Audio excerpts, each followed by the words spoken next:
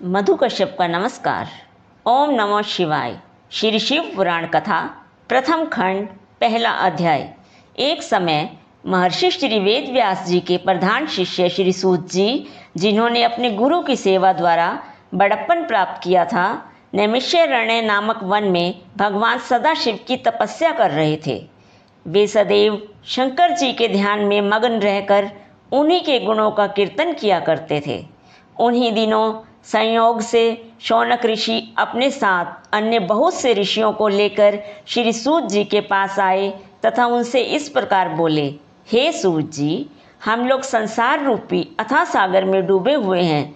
हमारा परम सौभाग्य है कि आज हमें आपके दर्शन प्राप्त हुए। कुछ समय पश्चात वह युग आने वाला है जिसमें पुराने धर्म नष्ट हो जाएंगे तथा पापाचार में वृद्धि होगी। सब लोग उस धर्म को त्याग कर कुमार्ग पर चलने लगेंगे। चारों वर्ण इस प्रकार अपने कर्मों से पतित हो जाएंगे कि ब्राह्मण वर्ण खेती करने लगेगा। ब्राह्मण छल छिद्र में अत्यंत चतुर होंगे और अपने धर्म को भुला बैठेंगे। क्षत्रिय भी अपने जाति धर्म को त्याग कर युद्ध क्षेत्र से विमुख हो पलायनवादी बन जाएंगे तथा चोरी करने में अत्यंत चातुर्य का प्रदर्शन करेंगे। वे शूद्रों के समान कर्म करना पसंद करेंगे और उसी अवस्था में रहकर प्रसन्नता का अनुभव करेंगे। गौ की रक्षा करना वे छोड़ देंगे। इस प्रकार क्षत्रिय जाति अत्यंत अन्यायी एवं दुखदायी हो जाएगी। इसी प्रकार वैश्य भी अपने श्रेष्ठ धर्म को त्याग कर पाप कर्मों द्वारा धन का संचय करेंगे एवं उत्तम मार्ग को ठुकरा देंगे। इसी प्रकार शूद्र भी अपने धर्म को त्याग कर ब्राह्मणों का कर्म करने की चेष्टा करेंगे। शूद्रों द्वारा इस प्रकार विपरीत कर्म किए जाने पर ब्राह्मणों का तेज नष्ट हो जाएगा। ऐसी दशा में संपूर्ण प्राणियों की आयु भी कम रह जाएगी।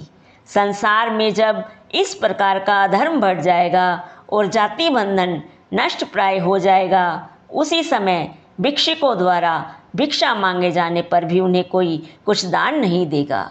वर्ण संकर मनुष्य अपने को उच्च कुलीन समझकर और लोगों को हे दृष्टि से देखेंगे।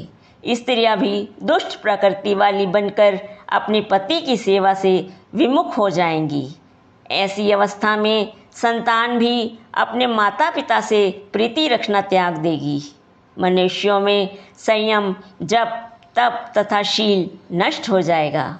ऐसी अवस्था में प्रतिदिन सत्य और शौच का अभाव होता जाएगा। हे सूत जी, ऐसे घोर कलिकाल में लोग तपस्वियों को केवल इसलिए सम्मान देंगे कि वे उनके पुत्र आदि उत्पन्न होने की कामना को पूर्ण करने में सहायता प्रदान करें। इस युग में केवल बालों को संभाल लेना ही सुंदरता का लक्षण होगा और अपने पेट को भर लेना ही सबसे श्रेष्ठ कार्य समझा जाएगा। भला आप ही बताइए कि ऐसे घोर समय में कलयुगवासी जीव किस प्रकार मुक्ति प्राप्त कर सकेंगे। वे अपने पापों तथा सहस्त्रों दुष्कर्मों को भस्म कर सत्य पथ को अपनाने में किस प्रकार समर्थ हो सकेंगे। आप सब प्रकार की चिंताओं को दूर करके प्रसन्नता प्रदान करने वाले हैं। हम लोग इसी चिंता में डूबे हुए थे कि तब तक हमें आपके दर्शनों का सौभाग्य प्राप्त हो गया। अब कृपा करके बताइए जिससे हमारी यह चिंता नष्ट हो जाए और हम प्रसन्नता को प्राप्त करें। संसारी जीवों का हित चाहने वाला आपके समान और कोई नहीं है। आपने भगवान वेद व्यास जी की अत्यंत सेवा की है और अनेक पापियों को पाप रूपी समुद्र से पार उतारा है। भगवान कृष्ण द्वैपायन ने अत्यंत कृपा करके आपको संपूर्ण पुराण पढ़ाए हैं, अतः आप हम पर भी अवश्य कृपा करें। शौनक ऋषि के मुख से निकले हुए इन शब्दों को सुनकर श्री सूत जी अत्यंत प्रसन्न हुए। तदुपरांत अपने नेत्रों से प्रेमाश्रुओं की वर्षा करते हुए इस प्रकार बोले, हे शौनक जी तथा अन्य ऋषि महानुभाव, आप लोग परम ज्ञानी एवं संपूर्ण संसार का हित चाहने वाले हैं। यद्यपि संसारी लोगों की वह बुद्धि नष्ट हो गई है जिसमें सबके मंगल का ध्यान रहता है, परंतु आप सब लोग उसके अपवाद स्वरूप हैं, क्योंकि आपने अन्य लोगों के उपकार के लिए ही मुझसे यह प्रश्न किया है। अतः मैं आपकी इस प्रीति के वशीभूत होकर भगवान सदाशिव की उस परम स्तुति का वर्णन करूँगा। कलिकाल के दुख नष्ट हो जाते हैं तथा अज्ञानी जीवों को भी मुक्ति प्राप्त होती है। यही कारण है कि जो लोग बुद्धिमान होते हैं वे भगवान सदाशिव की तपस्या द्वारा संपूर्ण पदार्थों को अनायास ही प्राप्त कर लेते हैं। शिवलोक में किसी भी प्रकार का शोक और दुख कभी भी नहीं व्यापता। जो लोग शिव जी का नमन करते हैं वे बहुत संतान प्राप्त करते हैं। अतः हे ऋषियों, उचित यही है कि इस संसार को दुख रूप समझकर शिव जी के चरणों में ही प्रीति लगाई जाए।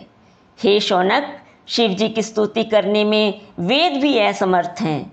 अतः शिव जी का क्षण भर के लिए भी ध्यान करना नहीं भूलना चाहिए। सूत जी के मुख से यह वचन सुनकर शौनक ऋषि अपने दोनों हाथ जोड़कर उनके सम्मुख बैठ गए। तदुपरांत सब ऋषियों ने परस्पर विचार विनिमय करके सूत जी से यह कहा, हे सूत जी, शिव जी तो निर्गुण कहलाते हैं। उन्होंने सगुण रूप किस प्रकार धारण किया, उन्होंने संसार को किस प्रकार उत्पन्न किया तथा स्वयं किस प्रकार उत्पन्न हुए।